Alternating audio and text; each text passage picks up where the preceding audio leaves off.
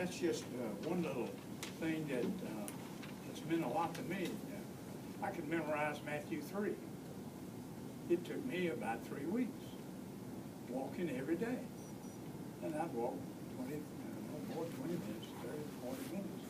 And finally could give you Matthew 3. I was walking on. It was such an achievement for me.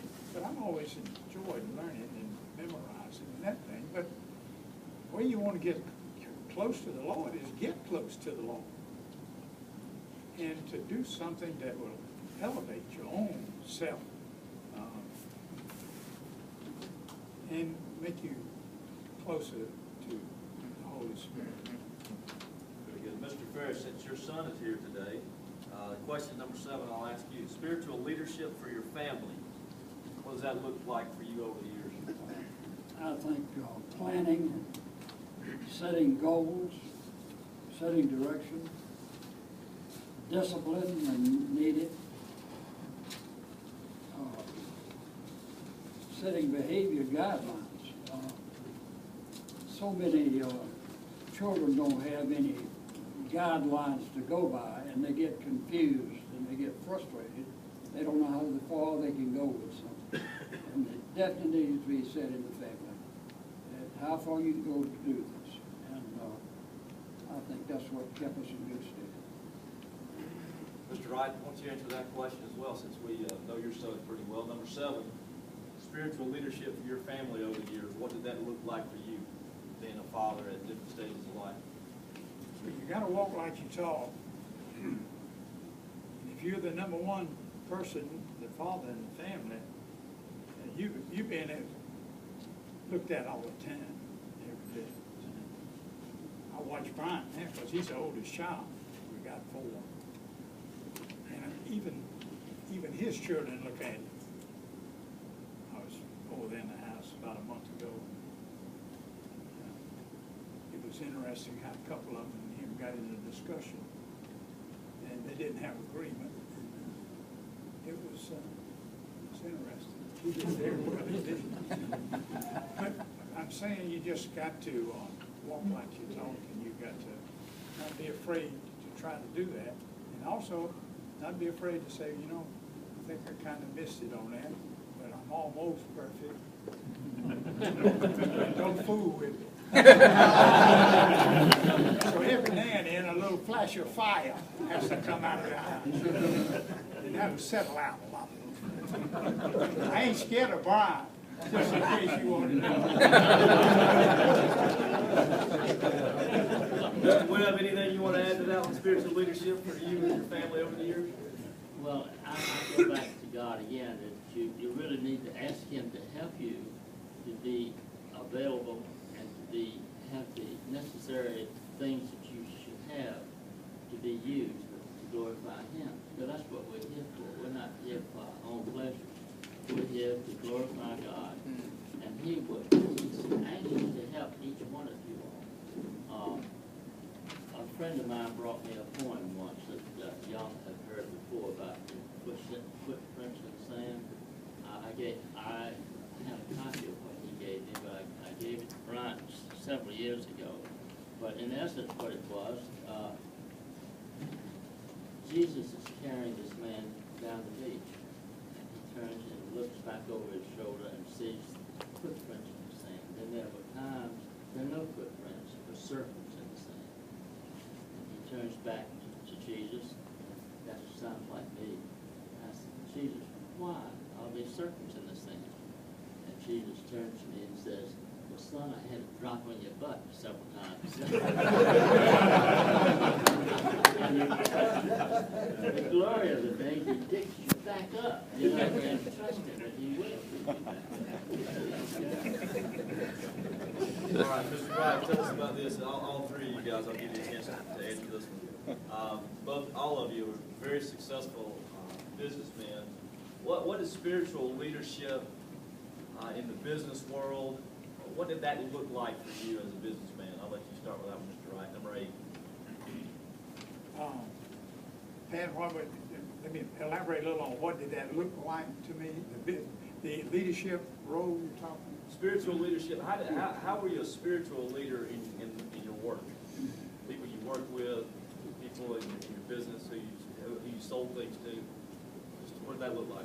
Well, I went to work after I got out of service, Puritan Chemical Company, worked with them 23 years before I went to business for myself. But anyway, I went to church. People knew I was a Christian. My father was a minister, all those kinds of things. So I had it pointed right at me from day one that I had to walk like a talk, and I had to have the guts to say no.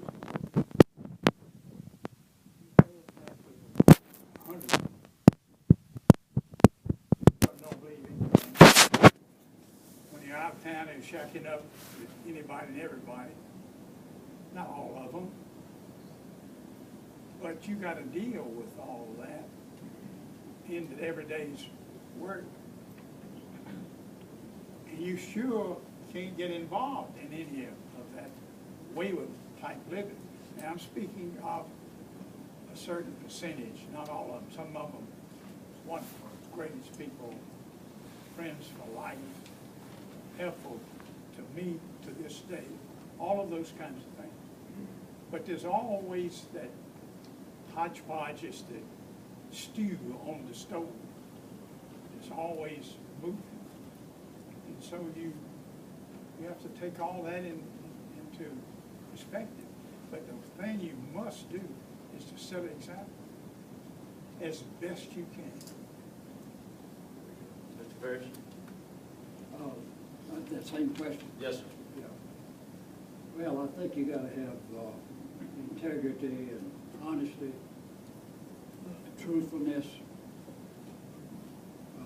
You gotta keep God at the center of everything you do, and ask for wisdom from Him, because you have to make so many decisions, and if you go running off on your own, which I have a problem with, I guess I thought better than he did, and so I'd go running off and make a mistake, and then I had to come back and redo it again. So you need to keep him at the center, and you need to ask wisdom before you attack that problem. Very good. Mr. Webb, anything to add? He tells us to stand up for him, and he will stand up for you. And he wants you to truly do that. And I tried to do that as I traveled around the country. The position I had last was I was all over the country, in other parts of the world as well. And I tried to, if a customer was offering me some big deal,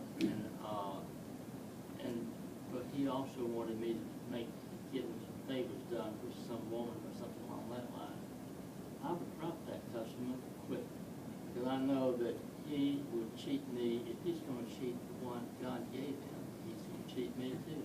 So I would spare myself that trouble. God would have me to spare that trouble. I know that the position I had, it wasn't by design. God planned it all for me as He moved me up the ladder. It's not because of my talents. It was all because of Him. And I gave Him credit for everything. I know that once one of the super wheels in the company was congratulating me on how great I was. How he wanted me to just be rejoicing in the fact that I had doubled, quadrupled sales for 2 years in a row. And I stopped him. I said, wait, I can do a thing there. I said, God did it all. And he said, Lee, when someone of my position looks at you and tells you that you've done a great job, you say, thank you, sir.